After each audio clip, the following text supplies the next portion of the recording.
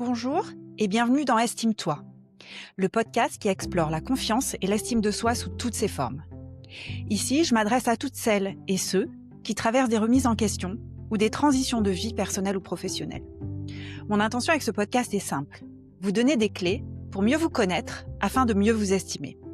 Parce que de mon point de vue, c'est le fondement de l'épanouissement et le moyen de trouver enfin sa juste place.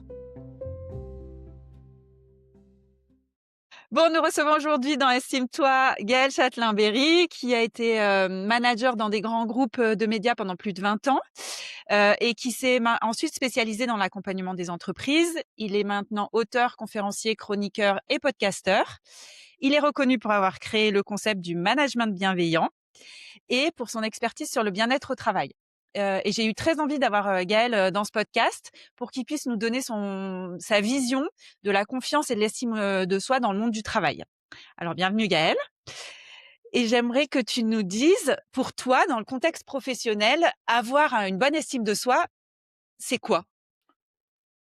Je crois qu'en fait, je vais répondre en creux en disant que c'est ne pas douter de soi. L'estime Ouais. de soi au travail, c'est, de pas avoir de doute sur la qualité de son travail et bien souvent, ça passe par l'extérieur. C'est compliqué de savoir si on est un bon salarié ou une bonne salariée, un bon collaborateur ou collaboratrice et l'estime de soi, c'est si ce n'est un moteur, en tout cas, si on fait un raisonnement par l'absurde, quand on n'a pas d'estime de soi au travail, eh ben, ça peut pousser à travailler de plus en plus, ça peut amener au burn-out. Bref, c'est un sujet qui est extrêmement important dans le milieu professionnel et je fais une toute petite parenthèse que j'ai écrit une quinzaine de livres et il se trouve que j'en avais écrit un qui s'appelle il commence à dater celui-là. Je me trouve nul, mais je me kiffe. Donc qui Mmh. était totalement donc c'était, heu et consacré totalement à ce sujet parce que je pense que l'estime de soi est une clé absolue dans le monde professionnel. Mmh. Et tu vois, moi, ce qui me surprend, c'est que tu trouves que c'est une clé et j'en suis aussi convaincue et j'ai l'impression de, moi, pendant toute ma carrière, ne jamais en avoir entendu parler. Mais il y a plein de choses dont on parlait pas, tu sais? C'est, mine de rien, il y a un avant et après 20e, 21e siècle, un avant et après Covid. En fait, le Covid a été un accélérateur de tendances qui existaient déjà avant. Beaucoup Mmh. de gens disent: «Ah, c'est le Covid qui a tout changé». Non, le Covid a accéléré. Si je donne l'exemple le plus connu, c'est le télétravail. Il y en avait Mmh. déjà avant le Covid. Bien entendu, ça a Mmh. accéléré terriblement. L'estime de soi, comme le fait de donner du sens à son travail, toutes ces questions-là, je les traitais et d'autres personnes les traitaient déjà avant le Covid, mais ça a accéléré énormément parce que les gens ont commencé à réaliser que le travail n'était pas forcément que souffrance. Mmh. Heu et le Covid a vraiment mis ça très, très en avant et l'estime de soi faisant partie du bien-être au travail, bah, les gens ont commencé à se dire: «Mais c'est important, je j'ai pas envie qu'on me traite, comme un moins que rien ou une moins que rien au travail et c'est important. On nourrisse mon petit ego» et c'est Mmh. un gros mot quand on dit, parler de son ego, parfois on a l'impression si on demande: «Est-ce que tu as de l'ego?» Il y a des personnes qui vont se dire: «Est-ce que ça veut dire est-ce que je me la pète?» Non, ça veut Non. juste dire: «Bah oui, j'ai de l'ego parce que je Mmh. connais ma valeur, je connais mes qualités» et il y a une quête de ça. Alors c'est pas simple, hein, malheureusement. Mmh. Avant qu'on aille plus loin dans, l'estime de soi au travail, moi j'aimerais, que tu nous dises, toi tu es, auteur, conférencier, chroniqueur, podcasteur, enfin voilà, tu es une personne, on va dire, publique, visible. Est-ce qu'il t'arrive quand même d'avoir des moments où tu doutes de toi, où tu vois, où tu sens que ton estime de toi aurait besoin encore d'être, renforcée? Mais tous les jours, non mais en permanence, mais c'est ce doute qui fait que j'ai plein de nouveaux projets. Là par exemple, en fin d'année, je vais me lancer sur scène pour mon premier one man show parce que je me dis: «Ah ça me manque encore». Alors oui, je donne Mmh. plein de conférences tous les ans, je suis sur scène, mais le côté faire rire les gens avec quelqu'un qui a rien à voir avec le travail, je l'ai jamais Mmh. fait. Donc ça peut générer de la frustration, l'estime de soi, mais ça peut aussi donner de l'énergie, se dire: «Bah Mmh. ça, j'ai envie d'une certaine manière de me rassurer, donc bah, le seul moyen de le faire, c'est de se confronter à ça». Mais pour autant, alors je vais utiliser un mot que je déteste, pardon par avance, mais côté estime de soi, j'ai une vraie zone de confort. Par exemple, mon podcast Happy Work, ça fait 7 ans qu'il existe, il marche très bien, je suis reconnu pour ce podcast, Mmh. enfin, donc voilà, c'est bien d'avoir je crois que l'estime de soi, ça se construit étage par étage et professionnellement, c'est pareil. Mmh. Si quelqu'un, je sais pas, par exemple, se considère comme nul en anglais alors qu'il doit faire des écrits ou prendre la parole en anglais et que toute son estime de soi est centrée là-dessus, Mmh. Ce serait peut-être pas mal qu'il ou elle n'oublie pas que cette personne est super bonne pour avoir des idées, pour construire des stratégies. Bref, ça se construit, avoir une zone de confort, d'estime de soi. Moi, la mienne, ça va être mon podcast, ça va être mes Mmh. livres, ça va être mes conférences. Bah, ça permet d'aller, augmenter ce niveau d'estime de soi, je crois. OK, très clair. Merci. Si on revient, au monde de l'entreprise, moi, j'ai le sentiment quand même qu'on a, une partie des salariés qui ont, une estime de soi qui est fragilisée. Voilà. Pour toi, quels sont les grands freins ou toi, comment on explique ça? Comment on explique que, l'entreprise, en fait, a tendance plutôt aujourd'hui à fragiliser l'estime de soi des Et collaborateurs? parce qu'en fait, en France, en l'occurrence, on n'a pas tellement la culture du feedback. Mmh. Juste le fait de dire à un collaborateur, une collaboratrice: «Bah, ça, c'est super ce que tu as fait». Ou alors, à contrario, de dire: «Bah, c'est bien, mais je pense que si on avait fait différemment, tu aurais pu améliorer». Ou même: «Bah, Mmh. non, je suis pas satisfait de ce travail, mais je vais t'accompagner pour que la prochaine fois, ça soit super». On n'a Mmh. pas de cette culture-là, on a vraiment la culture bah, qui vient de notre petite enfance. C'est quand on apprenait à écrire, le maître ou la maîtresse rayant en rouge les lettres qu'on faisait mal. Bah, Mmh. dans certains pays, on entoure en vert celles qui sont bien faites. Mmh. En termes d'estime de soi, si tu prends cet exemple, le gamin qui fait, une dizaine de A et il en a, 6 de rayés en rouge par rapport à celui qui a fait la même ligne de A, mais en a Mmh. 4 entourés en vert, valeur pédagogique la même, mais il y en a un qui est super boosté parce qu'il dit: «Waouh, j'en ai réussi 4». Mmh. Voilà, c'est, en entreprise, on n'a pas cette culture du feedback, on n'a pas cette culture de dire: «C'est bien». Tu sais, ça tient souvent au vocabulaire. Nous, les Français, on aime bien dire, imagine, tu es au restaurant, tu manges un super plat. Bah, plutôt que de dire: «C'est bon», on va dire: «Ah, c'est pas mauvais». Ou Ouais. alors une belle œuvre d'art, on va dire: «Ah, c'est pas moche quand même», au lieu de dire: «C'est beau». Bref, on a plein de réflexes qui vont, mais même nous-mêmes, hein, Mmh. même, dire parfois quand on fait un travail: «Bah, je suis fier de ce que j'ai fait». On a un peu honte de ça, on dit: «Ouais, c'est pas mal, mais j'aurais peut-être pu faire mieux». Parce qu'on Ouais. a cette espèce de fausse modestie qui nous est imposée. Alors c'est très sociétal, mais il faut de temps en temps, Mmh. ma chère Vanessa, savoir se faire des compliments. Et pour travailler l'estime de soi, il y a un exercice qui est tout bête au boulot, mais tout bête. Ne jamais finir une journée, par exemple, sur le trajet du retour, pour les gens qui Mmh. sont essentiels, réfléchir à la chose dont on est fier, qu'on a fait dans la journée. Mmh. Ça peut être une toute petite chose, hein, pas besoin que ça soit un grand projet, mais le truc qu'on se dit: «Bah, ouais, là, j'ai bien taffé». J'ai bien fait. Ah, c'est pas mal comme, comme exercice. Ouais et tu vois, moi, ce qui me vient quand tu dis ça, c'est que, on on a du mal à se faire des compliments à soi-même, mais on a même du mal à recevoir les compliments des autres. Le Bien nombre de sûr, fois où je vois des gens, minimiser un compliment alors que, tu vois, il suffirait de dire, «merci», tu vois? Pour aller dans ton sens, je pense que le compliment, n'a pas entièrement sa place et devrait avoir plus sa place. Mmh. complètement. Concrètement, donc j'entends qu'un manager, il peut, améliorer l'estime de soi de son collaborateur en jouant enfin, en lui faisant plus de feedback positif ou même, pour le Constructif. faire évoluer. Ouais, voilà, constructif, merci, je cherchais le terme. Est-ce qu'il y a d'autres choses, à ton avis, concrètes qu'un manager peut faire pour booster l'estime de soi, de ses collaborateurs? Bah, pour booster les il y a tellement, tellement, tellement de choses. Faudrait un Mmh. épisode de 8 heures. Ouais, on va faire 25 minutes seulement. Et je vais te donner un exemple tout bête. Une des premières sources de démotivation des salariés français, Mmh. c'est le fait que leur manager ne leur dise pas bonjour le matin. Mmh. C'est horrible et je vais te Mmh. raconter une anecdote. Une fois, je reçois le message d'une auditrice et qui me dit: «Voilà, Gaël, je suis très embêté parce que notre manager dit bonjour à l'équipe d'à côté tous les matins, mais jamais à nous. Pourquoi?» Moi, n'étant pas voyant, je lui dis: «Ben, le meilleur moyen de le savoir, c'est de lui demander». Mmh. Et le lendemain, elle me rappelle en me disant: «Ben voilà, je sais. En fait, il m'a expliqué qu'il disait bonjour à l'équipe d'à côté parce qu'ils sont sympas et et nous, il nous dit pas bonjour parce qu'il a l'impression que ça ferait trop copain, copain».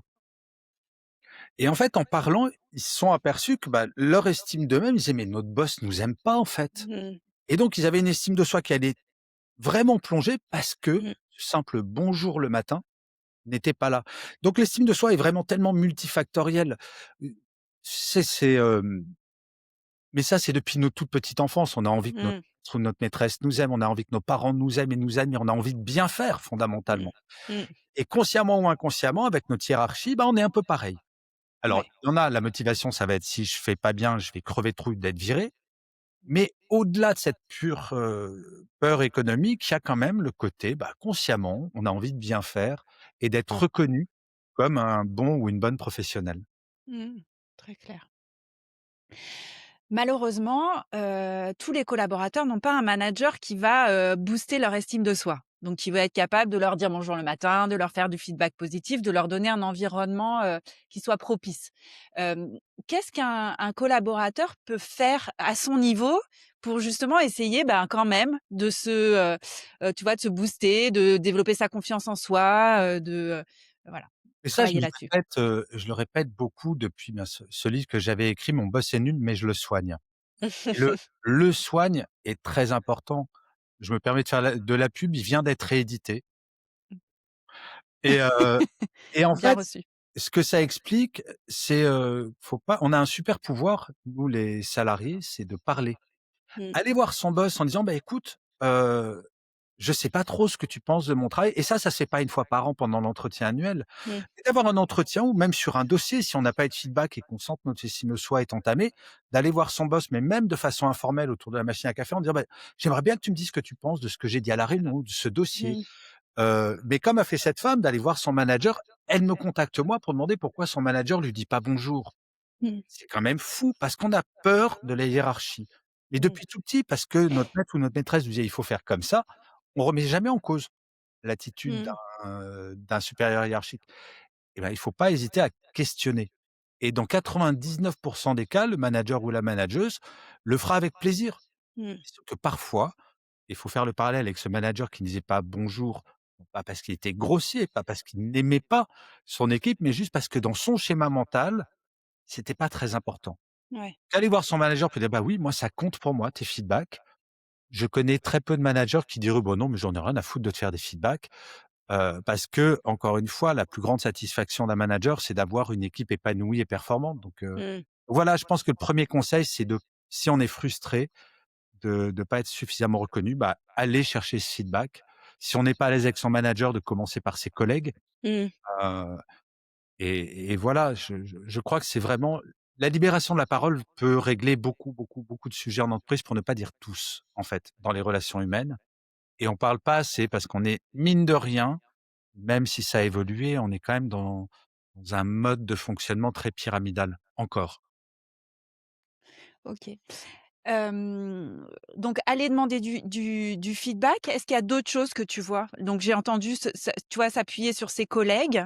Hem, Bah, aussi, ce que je disais tout à l'heure, ne jamais finir une journée sans, ouais. se dire: «Qu'est-ce que j'ai fait de bien?», d'essayer d'avoir un regard Mmh. objectif. On a toujours tendance, enfin ça c'est notre cerveau reptilien, Mmh.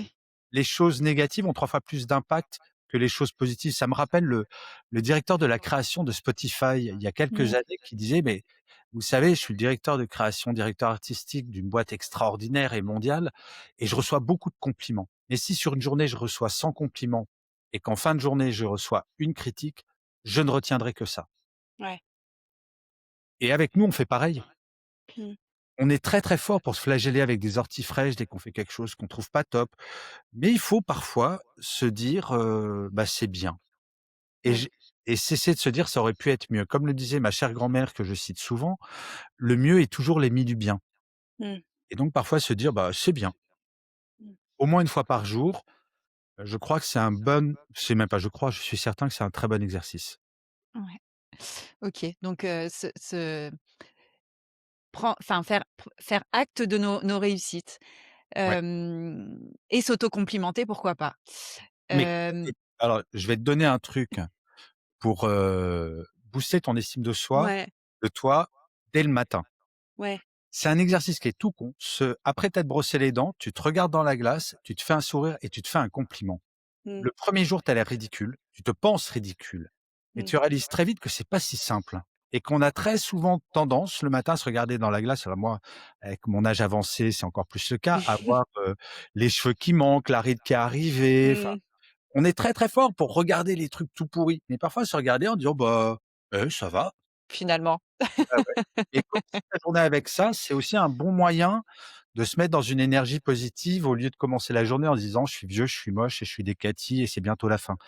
Ça fout pas trop la patate, ce genre de réflexion, et ça passe aussi, je crois que c'est un état d'esprit, l'estime de soi. Faut que ça Faut pas que ça soit le lundi matin de 10 à 11 heures et puis après on oublie. C'est vraiment, Mmh. H24, 7/7.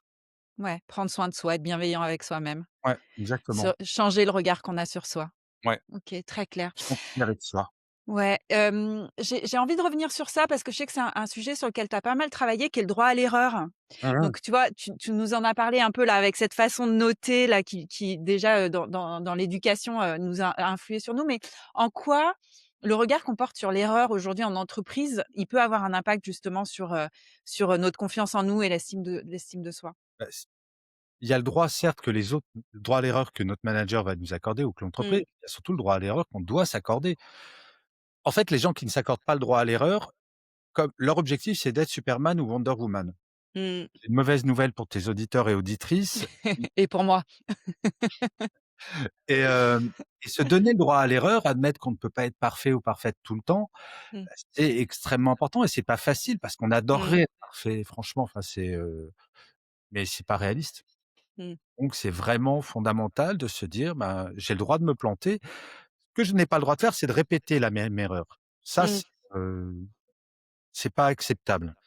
Mais par contre, si je fais une boulette et que j'apprends de cette boulette et je me dis: «Bon, OK, j'ai fait une erreur, d'accord, mais j'ai appris». J'aime bien rappeler un truc tout bête, qui m'avait vraiment marqué il y a assez longtemps. Un enfant, pour apprendre à faire 3 pas, il va tomber en moyenne 2000 fois et moi, je me disais, avant de me renseigner sur le truc, que bon, bah, c'est un bébé, c'est un peu couillon, donc il répète 2000 fois la même erreur et il lui faut 2000 fois pour, en fait, pas du tout. Le principe de la marche est quelque chose neurologiquement qui est extrêmement complexe et à chaque chute, il y a une nouvelle connexion neuronale qui se fait et donc Mmh. cette erreur-là, il ne la fera plus. Mais donc il faut 2000 connexions neuronales pour enchaîner 3 pas. Bah, Mmh. nous, au taf, il faut que ce soit la même chose et dans notre vie aussi, donc faut accepter que les erreurs font partie de la vie et que ça nous fait avancer. Je suis OK. poète moi aujourd'hui, tiens.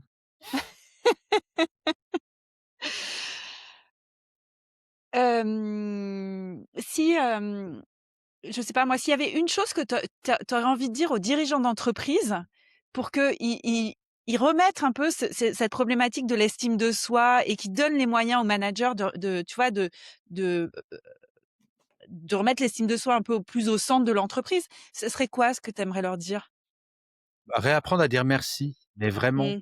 Et là, j'entends des dirigeants ou des dirigeantes qui pourraient dire: «Bah, j'ai dit merci, j'ai donné une prime».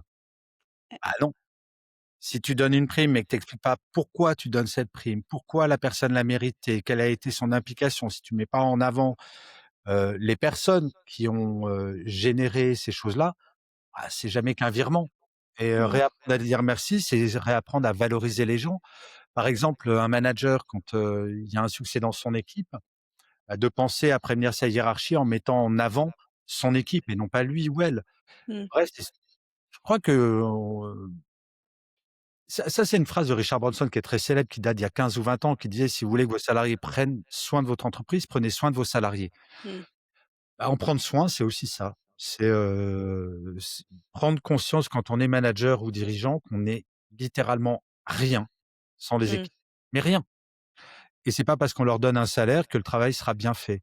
Et plus nos collaborateurs et collaboratrices auront confiance en eux et en elles, qu'ils auront une belle estime d'eux, Mmh. plus ils seront autonomes, plus ils seront performants, plus ils ne feront pas de burn-out, enfin Mmh. bref, c'est un jeu gagnant-gagnant véritablement et parfois on me dit: «Ah oui, mais si on doit être bienveillant et travailler sur le bien-être pour de la performance, c'est complètement faux cul». Qu'on le veuille ou non, on est dans une Ouais. société capitaliste qui doit être productive. Mmh. Bah, tant qu'à faire, je préfère être productif avec des gens qui me disent merci, reconnaissent mon travail, plutôt que de me faire fouetter comme les galériens au temps des Romains. Mmh. Donc, c'est vraiment un intérêt commun et très franchement, là, la période covid a été un énorme accélérateur sur la prise de conscience en France. Ouais. Toi, tu as constaté ça? Ouais, mais en France, c'est toujours comme ça, il faut une énorme crise pour des accélérateurs. Tu sais qu'on a commencé à parler de qualité de vie au travail en 2008 et il aura fallu la vague de suicides chez France Télécom et Renault pour qu'on en Mmh. parle. Alors que ça Mmh. faisait déjà une décennie qu'on en parlait dans tous les autres pays européens. La France, on est comme ça. Il y a besoin d'énormes crises. Donc là, il se trouve que Mmh. c'était sanitaire pour qu'on se dise: «Bah, le télétravail, c'est pas con», Mmh. pour qu'on se dise: «La bienveillance, c'est pas con», Mmh. et cetera, et cetera. Moi, je vois quand même que l'estime de soi, c'est encore un peu un gros mot en entreprise. On parle, de sens au travail, de bien-être au travail, de développer l'assertivité qui pour moi en fait finalement ne sont que le résultat de tu vois, d'aller booster l'estime de soi et j'ai du mal encore à comprendre pourquoi ça reste un gros mot, tu vois? Et que c'est un mot qu'on a le droit d'utiliser que dans la vie privée presque.